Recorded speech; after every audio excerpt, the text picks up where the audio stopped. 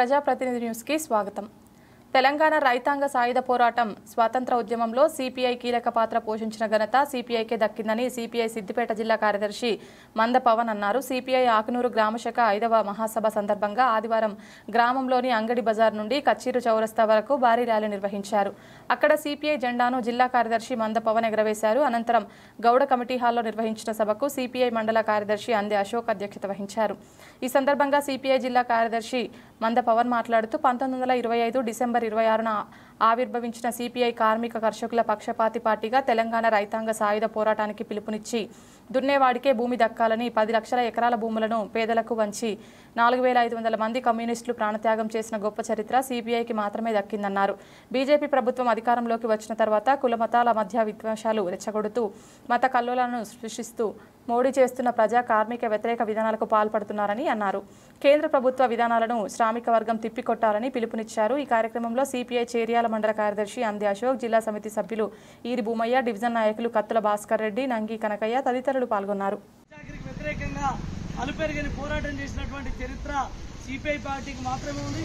1925 December 26న కాన్పూర్లో ఆవిర్భవించినటువంటి CPI నాటి నుండి నేటి వరకు ప్రజా సమస్యల కోసం మరియు దేశ స్వతంత్ర ఉద్యమంలో, సాయుధ పోరాట ఉద్యమంలో, ప్రత్యేక రాష్ట్ర ఉద్యమంలో కీలక పాత్ర పోషించినటువంటి పరిస్థితి భారత కమ్యూనిస్టు పార్టీకి సిపిఐకి మాత్రమే ఉంది. మరి స్థానికంగా ప్రజలు ఎదుర్కొంటున్నటువంటి అనేక సమస్యల సాధన కోసం అలుపెరుగని పోరాటం చేసి ఈ కార్మికులకు ఎన్నో చట్టాలు సాధించి పెట్టినటువంటి సుదీర్ఘమైనటువంటి 100 సంవత్సరాల చరిత్ర కలిగినటువంటి గొప్ప పార్టీ ప్రపంచంలో ఏదైతే ఉన్నదంటే అది కేవలం భారత కమ్యూనిస్టు పార్టీ సిపిఐ మాత్రమే అనే సందర్భంగా మనం గుర్తుంచుకోవాల్సినటువంటి అవసరం ఉంది.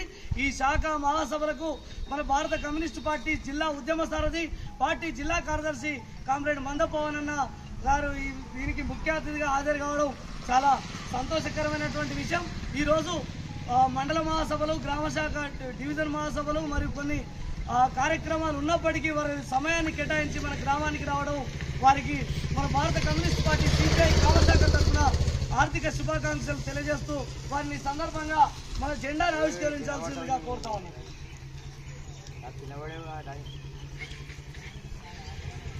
సీనియర్ నాయకులు ఈరి భూమయ్య గారు మరియు రైతు సంఘం జిల్లా అధ్యక్షులు సిపిఐ డివిజన్ కమిటీ సభ్యుడు కత్తుల భాస్కర్ రెడ్డి గారు, డివిజన్ నాయకులు మన నంగి కనకయ్య గారు, నంగి సత్యయ్య గారు మరియు గ్రామంలో ఉన్నటువంటి మన ఇదివరకు పెద్ద మనిషిగా ఉన్నటువంటి మన ఉడత సత్యనారాయణ గారు, మరి మా కార్మిక సోదరులందరికీ మేము బాగా మేస్త్రి సంఘం నాయకులు వచ్చిందా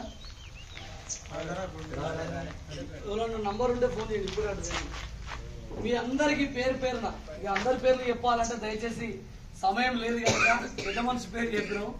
అందరికీ పేరు పేరున భారత కమ్యూనిస్ట్ పార్టీ సిపిఐ చేర్యాల మండల సమితి నుంచి వెళ్ళి విప్లవ ధన్యవాదాలు తెలియజేస్తా ఉన్నాను. సిపిఐ పార్టీ 1925 డిసెంబర్ 26న కాన్పూర్లో ఆవిర్భవించి కార్మికుల కర్షకుల సమస్యల పరిష్కారమే ధ్యేయంగా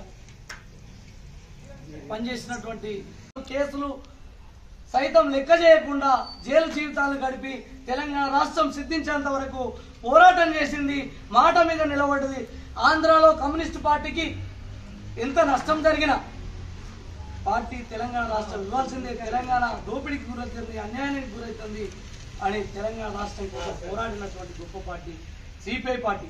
మరియు స్థానికంగా ప్రజలు ఎదుర్కొన్నటువంటి అనేక సమస్యల సాధన కోసం ఈరోజు కార్మికులు తమ 8 గంటల పని దినానికై అమెరికాలోని చికాగో నగరంలో అలుపెరుగని పోరాటం చేస్తే మరియు పోలీసుల కాల్పుల్లో ఆ తుపాకీ తూటాలకు ఎదురొట్టి మరియు కార్మికుల రక్తంతో పుట్టింది ఎర్ర జెండా. ఆనాటి నుంచి కార్మికులకు 44 కార్మిక చట్టాలు పోరాడి సాధించుకుంది మన కమ్యూనిస్టు పార్టీ. పార్లమెంట్లో కానీ అసెంబ్లీలో కానీ కార్మికుల శ్రేయస్సు కోసం, కార్మికులకు భద్రత ఉండాలని, కార్మికులు ఏమన్నా ప్రమాదం జరిగి చనిపోతే వారికి ప్రమాద బీమా ఉండాలని, ఇన్సూరెన్స్ ఉండాలని, 50 సంవత్సరాలు నిండిన ప్రతి కార్మికుడికి పెన్షన్ రావాలని, 6000 రూపాయల పెన్షన్ రావాలని కూడా పోరాటం చేసింది. అసంఘటిత రంగ కార్మికులకు కూడా సంక్షేమ బోర్డు కావాలని కూడా ఇప్పుడు దేశవ్యాప్తంగా పోరాటం చేస్తున్నటువంటి కార్మిక సంఘం మనకి ఏఐటీసీ. ఏఐటీసీ పార్టీ కంటే మూలాలు ఆవిర్భవించింది 1920లో. ఆ కార్మిక సంఘంలో వివిధ రంగాల వందలాది మంది కార్మికులు, అమారీ కార్మికులు, బండగొట్టే కార్మికులు, మేస్త్రి కార్మికులు, ఆటో నడిపే కార్మికులు, అది కాంట్రాక్ట్ అవుట్సోర్సింగ్ కార్మికులు, మరి medical employees union, Singareni employees union. సింగరేణిలో మనదే అధికారంలో ఉంది, మీకు గుర్తుందా? చూసేదా? మందమరిలో కానీ, బెల్లంపల్లిలో కానీ, సింగరేణిలో మొత్తం మనదే గెలిచింది ఏఐటీసీ. ఆర్టీసీ ఎంప్లాయీస్ యూనియన్ అంటుంది డ్రైవర్స్ మరియు కండక్టర్లు పనిచేసేటువంటి, అందులో కూడా మనదే అధికారంలోకి వచ్చింది. ఇంత పెద్ద చరిత్ర కలిగినటువంటి సంఘం. మరి మెడికల్ ఎంప్లాయీస్ యూనియన్, చిన్న డాక్టర్లు ఉంటారు గవర్నమెంట్ హాస్పిటల్లో పనిచేసే వాళ్ళు, వాళ్ళది కూడా మన ఏఐటీసీ సంఘమే.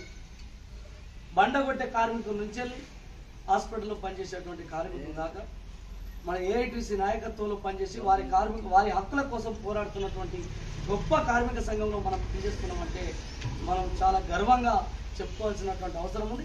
మరి చేర్యాల ప్రాంతంలో అనేక సమస్యలు ఉన్నాయి. చేర్యాల ఒకప్పుడు తాలూకా కేంద్రం, నియోజకవర్గ కేంద్రం, ఒక పెద్ద మండలంగా ఉండే. కొమరవెల్లి చేర్యాల ఒక్కటే ఉండే. కొమరవెల్లిని కొత్త మండలం చేసి చేర్యాలను విడదీసింది. చిన్న మండలంగా కుదించబడింది. తాలూకా వేయింది. 261 నియోజకవర్గం వేయింది. ఇక్కడ ఎమ్మెల్యేలుగా అనేక మంది పనిచేసినటువంటి పరిస్థితి ఉంది. భారత కమ్యూనిస్టు పార్టీ సిపిఐ నుంచి కూడా చేర్యాల నుంచి బొడ్డు అబ్రహం అనే వ్యక్తి